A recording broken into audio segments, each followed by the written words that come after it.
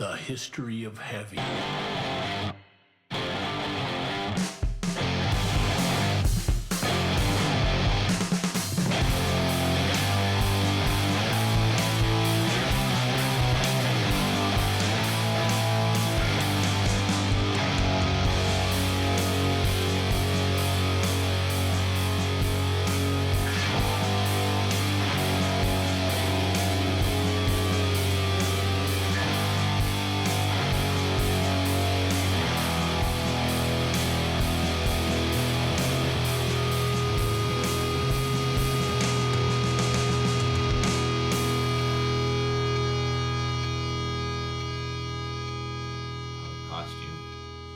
Hello and welcome to episode 35 of the History of Heavy podcast. This is the show that traces the chronology of heavy music across genre, song by song.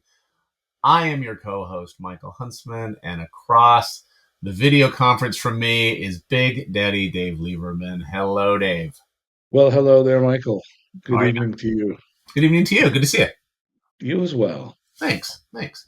35 episodes in, just about. So this is exciting. I was scrolling down the list on Spotify. That would be the History of Heavy podcast on Spotify. See all of the songs we have talked about and the ones we're going to talk about. I scrolled down the list and it feels kind of validating that you have to scroll a little bit to get, 35 songs down, approximately 35 songs down to get to where we are today. But then as you continue to scroll to see our very ambitious slate, and it is a little daunting. And you keep scrolling, and you keep scrolling, and you keep scrolling. And keep scrolling. But it is exciting. I was thinking about it while walking the dogs yesterday, that I wonder how long I'll be able to get Dave to hang on to this thing. But so far, so good. I'm laughing because I had the very same thought today. Like, am I ready for this? This is a huge commitment. It's no commitment at all, my friend. You can pull the ripcord whenever you want. I feel like an easier lift would be to get a cat. Like, that might be an easier lift. It might be. I am committed for the long haul. Come hell or high water, I'm getting through this thing. I would love it to be with you, but you are under no obligation. You go for as long as you want to go. Well, I have no immediate intentions of departure, so you're stuck with me for now. All right, good. Well, we are going to get into another big one this week. Last week, we talked about Pink Floyd, obviously a very significant band, not only in the history of heavy music, but in the history of music, period. That will continue tonight with our conversation about The Who. Before we get into that, I had two kind of music ephemera topics that I wanted to touch on quickly. The first of which is the passing of Thomas Lindstrom of At the Gates, who died 2 days ago of cancer, which is a really awful. Big fan of At the Gates, kind of a renowned, kind of invented melodic death metal with their fourth record, Slaughter for the Soul, which is kind of an all-time classic. And he did a bunch of other great stuff. His band, Despair, specifically, is a band that I loved. But 52 years old, man. So just... So rest in peace, Thomas. So that's the first one. And then secondly, one of my musical projects that is actually heavy in tone released its first EP tonight. That is a band that we are calling Kudzu. That is a band that includes not one, but two umlauts over both U's. I don't know if that's 2 or 4 umlauts, but whatever. There's lots of dots over the word Kudzu. A 3-song kind of funeral doom record, so very dirgy and slow, and kind of, if you know Evokin or Mournful Confession, kind of that kind of stuff. But Michael, would you say it's heavy? It's real heavy. Whether you like it or not is certainly a matter of taste, but I'm very happy and proud of it. I did it with my buddies Rick Tiller and Jay Daniel, both of whom play in the kind of indie rock shoegaze band of ours called Mid City 3. But check that out for anybody who's interested. It's on Spotify and Apple Music and Amazon and YouTube and everywhere else. So let me know what you think. So that's that. And I think it's time to get back into the year of our Lord 1971 and pick up our conversation where it left off last week. And we begin that, as always, with Dave's Cultural Corner. Dave's Cultural. Welcome once again to another deep dive at Dave's Cultural Corner. We are faced with a 1-2 punch of big heavy hitters in the story of rock music, with Pink Floyd and now The Who. So we're going to talk a little bit about the background of The Who because it's a significant enough thing to spend a minute on. So, without further ado, The Who are an English rock band formed in London in 1964. Their classic lineup from 64 to 78 was lead vocalist Roger Daltrey, guitarist Pete Townsend, bassist John Entwistle, and drummer Keith Moon. Considered one of the most influential rock bands of the 20th century, their contributions to rock music include the development of the Marshall stack, large public address systems, the use of synthesizers, Entwistle's and Moon's influential playing styles, Townsend's feedback and power chord guitar techniques, and the development of the rock opera. They're cited as an influence by many hard rock, punk, power pop, and mod bands. The Who were inducted into the Rock and Roll Hall of Fame in 1990. Although they actually evolved from an earlier group, the Detours, they had established themselves as part of the pop art and mod movement, featuring auto-destructive art by destroying guitars and drums on stage in their early period. The first single as The Who, I Can't Explain in 1965, reached the UK top 10 and was followed by a string of hit singles, including Anyway, Anyhow, Anywhere, My Generation, both 1965, Substitute, I'm a Boy, and Happy Jack, all 1966, and Pictures of Lily, 1967. In 1967, they performed at the Monterey Pop Festival and released I Can See for Miles, their only US top 10 single. The group's 1969 concept album, Tommy, included the single Pinball Wizard and was a critical and commercial success. Further festival appearances at Woodstock and the Isle of Wight, along with the concert album Live at Leeds in 1970, established their reputation as a respected rock act. The success put pressure on lead songwriter Townsend, and the follow up to Tommy, Lifehouse, was abandoned. Songs from the project made up the album Who's Next, 1971, including the hits Won't Get Fooled Again, we're talking about tonight, Baba O'Reilly, and Behind Blue Eyes. The group released another concept album, Quadrophenia, in 1973 as a celebration of their mod roots and oversaw the film adaptation of Tommy in 1975. Following the release of The Who by Numbers in 1975, they continued to tour to large audiences before semi-retiring from live performances at the end of 1976. The release of Who Are You in 1978 was overshadowed by Moon's death, Keith Moon, the drummer's death, shortly after. Kenny Jones replaced Moon, and the group resumed touring. In 1979, they released a film adaptation of Quadrophenia featuring Sting. That's fun. And the retrospective rockumentary, The Kids Are All Right. The early 1980s brought two more albums, Face Dances 1981 and It's Hard 1982, and more successful world tours, though Townsend became weary of the group during this time, and they officially split in 1983. The Who occasionally reformed for live appearances, such as Live Aid in 1985, the 25th anniversary tour in '89 with Simon Phillips on drums, and a tour of Quadrophenia during 1996-1997 with Zach Starkey on drums. A full-time reunion began in 1999 with Starkey as drummer. After Entwistle's death in 2002, plans for a new album were delayed until 2006 with Endless Wire. Since Entwistle's death, The Who have continued to perform and tour officially as a duo of Daltrey and Townsend, augmented by drummers Starkey until 2025 and Scott Devours since 2025, bassists Pino Palladino and John Button, and Pete's brother, guitarist Simon Townsend in 2019. The group released, in 2019, the group released their 12th studio album, Who, and supported the album with their Moving On tour with a symphony orchestra. And we are here, if I may say so, on September 16th of 2025. And The Who is playing on Sunday. If you'd like to go see them at Shoreline, they're playing Sunday in 2025.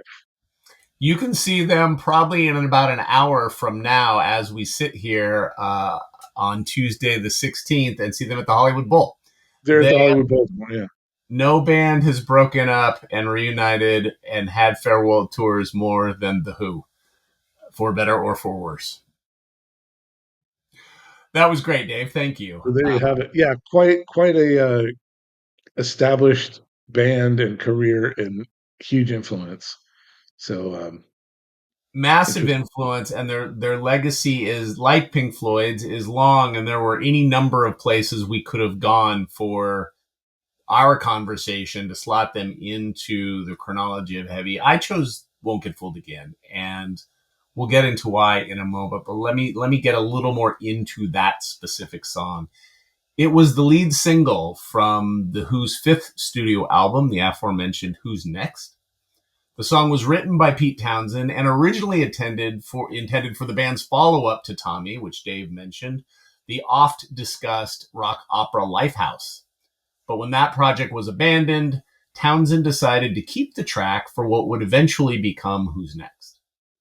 The song was first recorded at the record plant in New York, but the band was unhappy with those sessions, and at the recommendation of their manager, Kit Lambert, they relocated to Stargrove's house in the English countryside of Hampshire, which was the home at the time of Mick Jagger, who had recorded Sticky Fingers, Exile on Main Street, and It's Only Rock and Roll with the Rolling Stones there. And then later, Led Zeppelin would record both Houses of the Holy and Physical Graffiti at Stargrove's house. The single for Won't Get Fooled Again was released on June 25th, 1971, and would reach number 9 on the UK charts and number 15 in the US. The single version clocked in at a mere 3 minutes and 35 seconds. But when the Who's Next album hit the shelves in August of 1971, that version of the song would close the album at 8 minutes and 31 seconds. Won't Get Fooled Again was first played live in February of 1971 and has been part of every single set list that the Who have played in the 54 years since. Yes. So, Dave, discussing the Who as part of our chronology of heavy, again, never a question. We had to talk about the Who, but again, as you laid out in their history and thinking about their discography over those 12 or 13 or however many albums it is now, lots of places we could have picked given how important they were to the development of what would become described as heavy. So rather than tell you why, I want to get your take on Won't Get Fooled Again as it relates to the chronology of heavy, but also on the Who in general and your relationship with the band and kind of your feelings about the band over the years. Sure. Well, we'll start there. I have a weird relationship with the Who because in high school I had a Vespa scooter. It was in a Vespa club, and the Who and their mod, um, beginnings and Quadrophenia. Uh, the Who was a big deal, and even that didn't hook me. I've never had much of a relationship with the Who, even though I was directly participating in a culture that was directly related to the Who. Um, and I tried, but I couldn't, it didn't grab me. It didn't repel me like the Rolling Stones ended up doing, but it just didn't grab and pull me in. And I feel like part of that was maybe due to a certain sense of integrity. Like the Who strikes me as one of those integrity bands that we talk about periodically, like Pink Floyd and like Pearl Jam and like whoever else. Um, and sometimes it's offensive, like in Pearl Jam, it rubs me the wrong way, and sometimes, uh, with the Who, it's just neutral. Um, but that's my personal relationship with them. I don't have much of one, but it's that same quality of earnestness and kind of seriousness. They're serious about their music, and they're serious about their performance as art, as underpinned by the fact that their performance art of destroying their instruments was all part of a art scene in the beginning, right? Um, that's what makes them heavy. It's that uh, it's that weight that they carry around, the weight of the world that they're carrying around on their shoulder, the weight of being professionals, consummate professionals. They're still touring this weekend. You know, um, it's just it seems like it's a kind of a way that when musicians approach their work that way, it really has a feeling of art and not work, not a work product. It feels like art. And so in their case, it really feels, you feel that, and that weight that you feel is their heaviness. A given song like this, that's the other thing is that, with Pete Townshend's heavy guitar, they have this huge range and they're very talented. And so they play a lot of melodic stuff.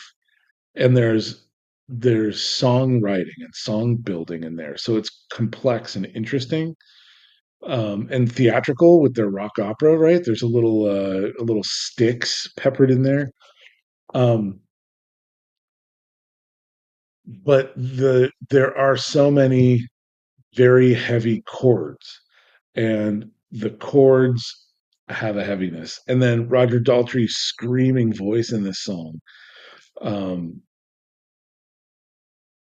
all make this a very heavy choice, but they deserve to be in our conversation for all the reasons I just mentioned. Yeah, you struck on the exact two reasons that I chose this song. That scream and that guitar chord that come in at like 7.5 minutes into the song Right, are right. exactly the reason that it is the song that I felt like we needed to talk about.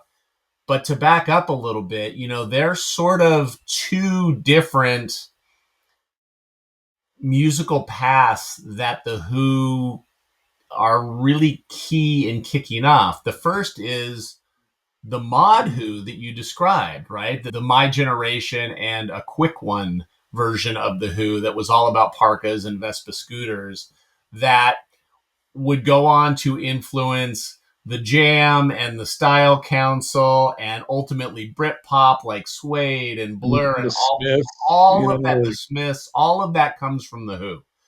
But then there is this other side once they get to Who's Next and the Who by Numbers and Who Are You, that is this big boombastic rock thing that kicks off.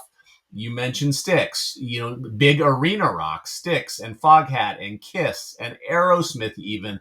All of those bands owe a huge debt to the Who for not even just loud blaring guitar chords and Marshall stacks, but also the theatricality of smashing guitars and blowing up drum kits and all of the stuff that the Who were really the first to kind of do. So heavy in persona, and the sort of mod Who is responsible for a lot of punk rock, and this hard rock version of the Who is responsible for a lot of other stuff that would become metal and arena rock and hard rock, and and that's the theatrical side, like they bring a theater art, like that's the part of the art I'm talking about. It's this performance, right? They with the rock opera concept, they bring this concept right. to rock and roll, and it's a cliche now. It's such a like it's so part of the conversation of rock that it's a cliche. It is, but you know what's cool about them, or that I always thought was cool about them, and I love the Who. It's funny, I had my first wave of hard rock when I was very young, like fifth grade, and getting into Kiss and Aerosmith and Cheap Trick and Ted Nugent and all of those bands, Beatles obviously and that stuff. And I always liked the Who, but I got really into the Who like in high school and just kind of obsessed with them across the board. Going back and buying all their old vinyl records and just really became obsessed with them. And one of the things that I think is so unique about the Who is, yes, a variety of musical styles, but along with the big loud bombast, they did have that singular kind of artistic vision in Pete Townsend that we really haven't talked about yet. So far it's sort of the iconic duos of the Lennon and McCartneys and the Jaggers and the Richards, or the virtuosic frontman like Jimi Hendrix or Eric Clapton.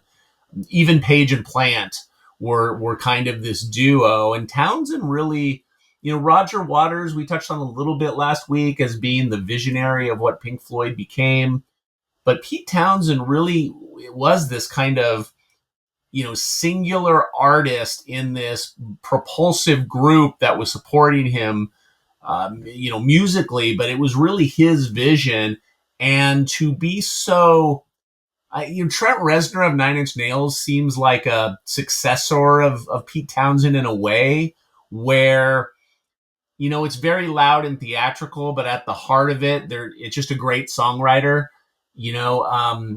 wanting to kind of create his art, which I think makes the Who pretty unique, because certainly, Foghat and Styx and Kiss and those guys, while I love some of those bands, they're big dumb rock bands. They're not arty or deep or sincere or emotional. But Townsend was all of those things, which I think gave the Who an extra heft. And I think that's the thing that Pearl Jam tries to do and never gets there for us. Two things are true on this podcast. One is we will always find a way to mention Black Sabbath, and two is we will always find a way to slag Pearl Jam, which I respect about us. But Townsend and the Who, I think, did that in a really sincere, great way. Authentic. Yeah, it's very authentic. Yeah. Yeah. So when you think about, again, that heaviness, does this song sound sonically heavy to you in 2025? Not really. Yeah. Not really. It belongs in our conversation, and you can justify its way in and around. Um, I think you would need to, just because the Who belongs in our conversation. But I was thinking about that a lot, and if I listen to it believing that the Who is heavy, it sounds heavy. If I listen to it believing that the Who is not heavy, it doesn't sound heavy. And my first pass at the song, I'm like, this doesn't really sound that heavy. This is very melodic and like It's bouncy. more punky. It's bouncy and more punky. And then I listened to it more and more. I said, well, but the Who is heavy. And then I basically told myself, okay, now it's a heavy song. Is it heavy? Oh yeah, now it is. I, And I so it has a lot to do with frame of mind. it does, but again, I think it's just so all about those 3 or 5 seconds at that crescendo, because the song, the first 7 minutes of the song or whatever is very bouncy. Dun, dun, dun, dun, dun, dun, dun. We'll be finding in the streets. It's very kind of, Yeah, you know, it's kind of really melodic and kind of upbeat. And then it has that very long keyboard passage yeah, that I just love. And then Keith Moon starts to do those little drum fills. And then when it gets to that just massive chord and Townsend yelling and that famous shot, that famous live shot, I think they're playing in a studio actually, it gives me chills to think about it. I've seen a million times is, they hit that chord and Pete Townsend running across the stage slides on his knees toward the camera. It's just like, it's one of the great rock moments ever filmed. right. And it's like, that is heavy. But I think the other thing, we talked about their bombast. I don't think I've ever used bombast on a podcast yet in 35 episodes, and I've used it like 8 times tonight. But they have the bombast, they have the theatricality, they have the artistry, uh, and what they also have, and it's really important to this song, is the fuck you politics. Yeah. Meet the new boss, same as the old boss, was Pete Townshend's decrying of the 60s hippie movement, was saying, fuck you. You guys just ended up in the exact same place as everybody you were rallying against for all that time. I want no part of your bullshit, which Right. maybe sounds trite in 2025, but is pretty awesome for a 1971 Pete Townsend. I just they were just cool. Yeah. Yeah. Yeah. Swagger. They Yeah. had swagger. So you don't know, and I should say, and it's kind of obvious to a lot of people. It's obvious to say. I should say, Who's Next is my favorite Who record, which is not an original thought. People love this record, but important to note that when this record came out, all of those mods that were on Vespas and Lambrettas back in the day, wearing parkas and smoking cloves or whatever they were doing, uh, they thought this record was a total sellout because they had gone from that that Rickenbacker guitar, hollow body strumming, and that cool pegged leg beetle boot wearing energy to this noisy commercial-ish big arena hard rock sound that a lot of people didn't like. A lot of their core fan base was not into. In fact, the Who's third record is called The Who Sell Out because they were deliberately changing their sound and doing something different. But again, it was Pete Townsend going, fuck you, I'm not part of anybody's scene, I'm going to do what I want to do. Right. So in a lot of ways, Pete Townsend was the original punk, or maybe not the original punk, but he was a punk before there was such a thing as punk.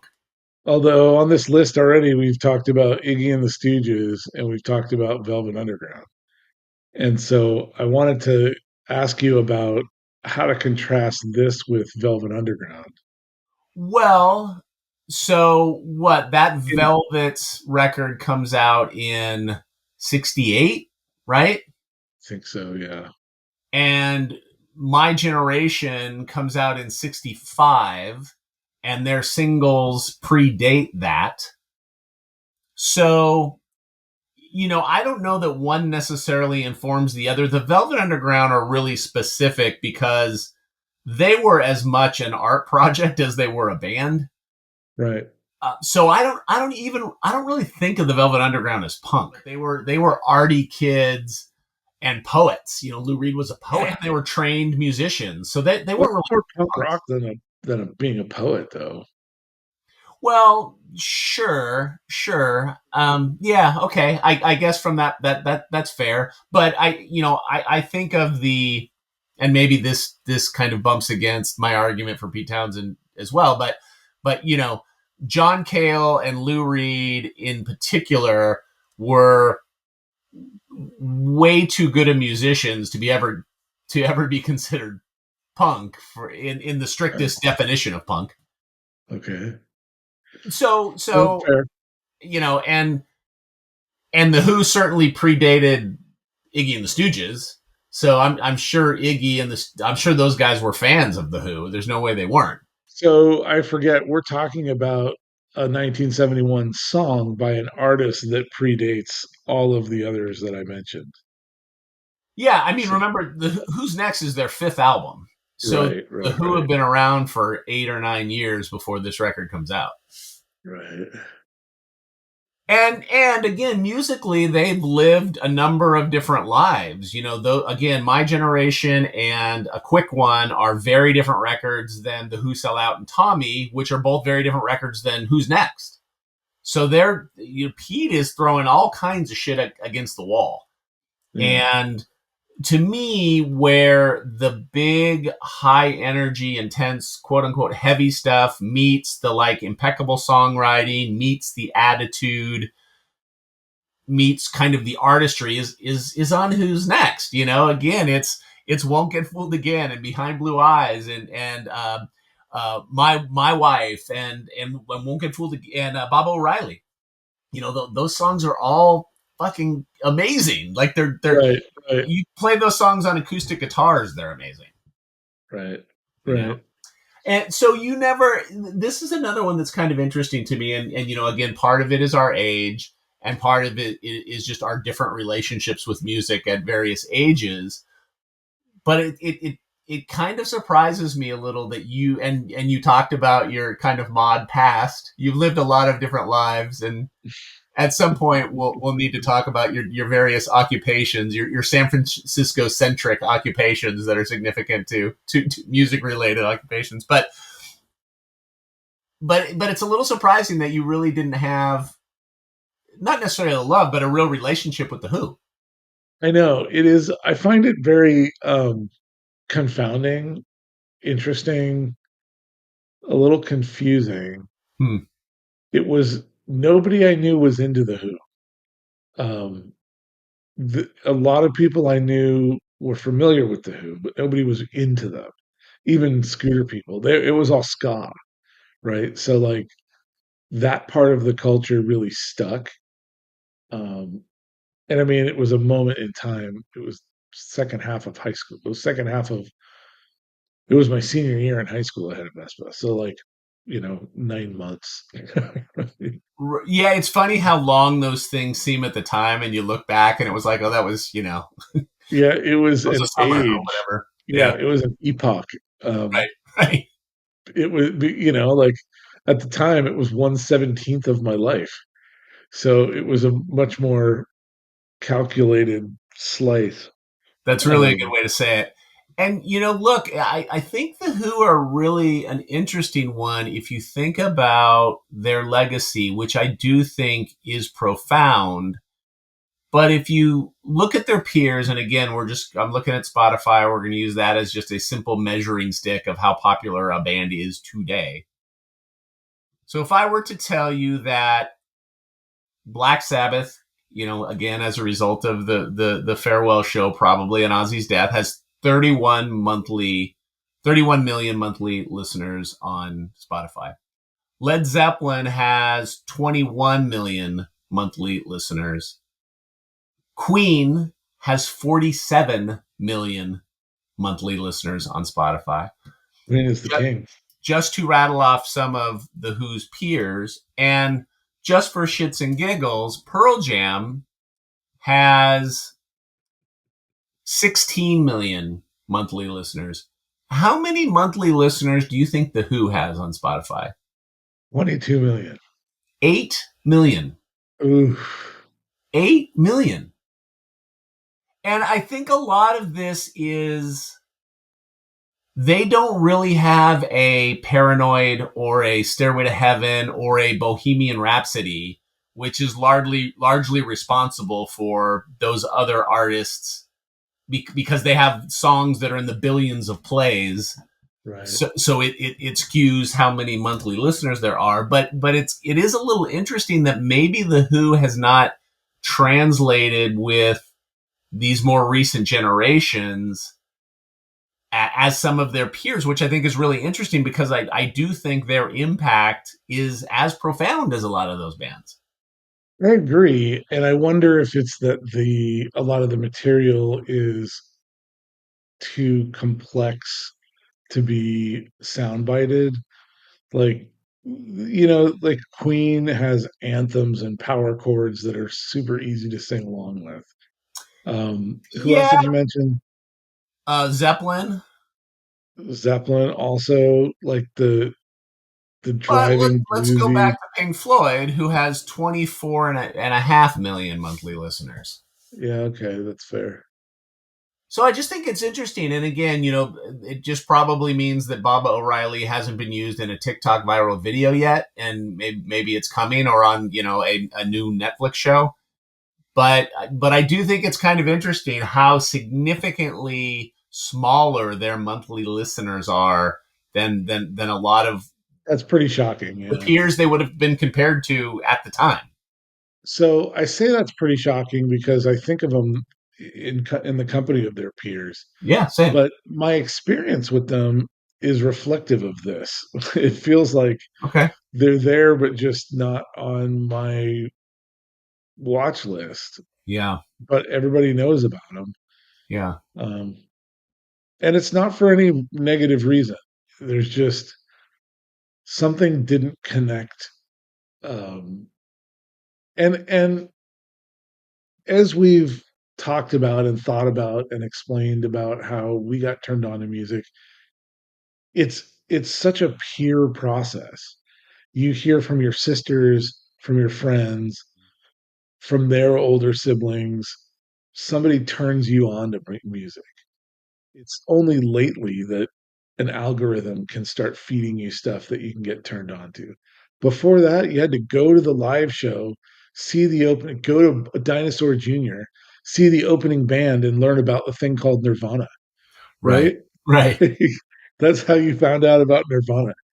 Um, Well, these are glorious times, right? Last week you casually mentioned Space Slug just very randomly in our conversation.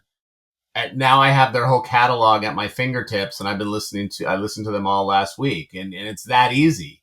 If you would have mentioned to them to me randomly when I was in high school, I would have been hard pressed to find one of their records in a record store, and then I would have to choose between it and Kiss Alive 2, and it probably didn't have a chance, and I wouldn't hear it until all these years later when I found my next door neighbor's brother's cousin's worn copy that was kind of in the back of the crate he left behind to go to college.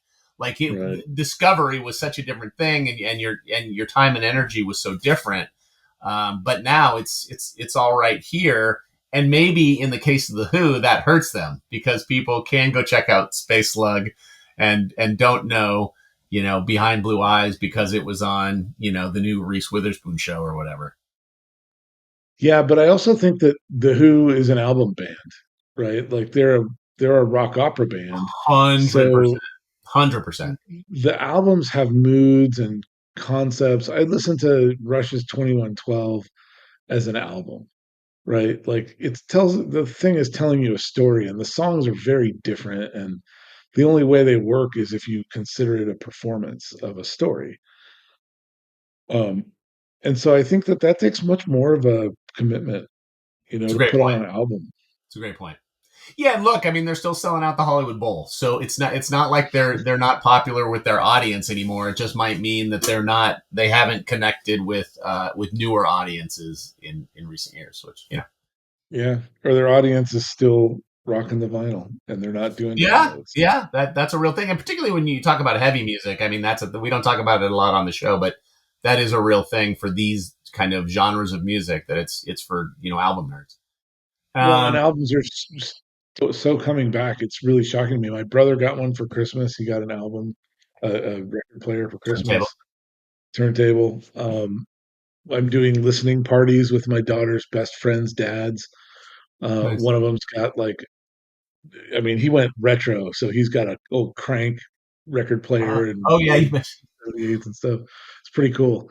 But he has a whole setup and a whole system, and the other guy's got a really nice room and speaker setup. And so we're listening to a lot of albums. People are listening to albums. They are. I have very strong opinions about how silly buying vinyl is in 2025, but I will spare that for another show. What I will not spare, though, Dave, is Song v Song. Every week we take the current episode song, pit it against each of our own current champions, and see how the song fares and if it will move on to next week. Your current champion comes from episode 28. That is Sir Lord Baltimore's Kingdom Come. Mine is from episode 22. That is Loose by the Stooges. I will let you go first, Dave. How is the Who going to do against this song that you have really fallen in love with, this band that you have really fallen in love with, Sir Lord Baltimore? Yeah, nobody can knock them. Sir Lord Baltimore is my current champion. One more week.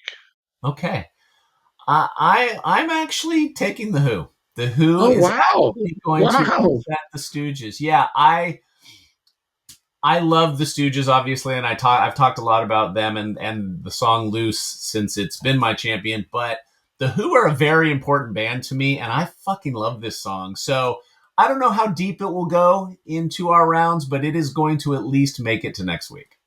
All right. Well, I'm so glad that there was some movement on that on the board. Yes, sir. Yes, sir. Yeah. And speaking of next week, Dave, next week things really start to get interesting. Next week we are hopping genres a little bit. Not so much that Ooh. we're moving away from the electric guitar, but we are certainly changing the mood and the tone. And it will be an interesting conversation about heavy. Next week we are talking about Funkadelic's 1971 classic Maggot Brain. Yeah, this is going to be an interesting chat. That is going to be an interesting chat. I have a lot to say. I suspect you will have a lot to say, but that is next time. Thanks, Dave. I appreciate the conversation. This is a good one. It was. Stay heavy, everybody. Okay, thank you. Bye.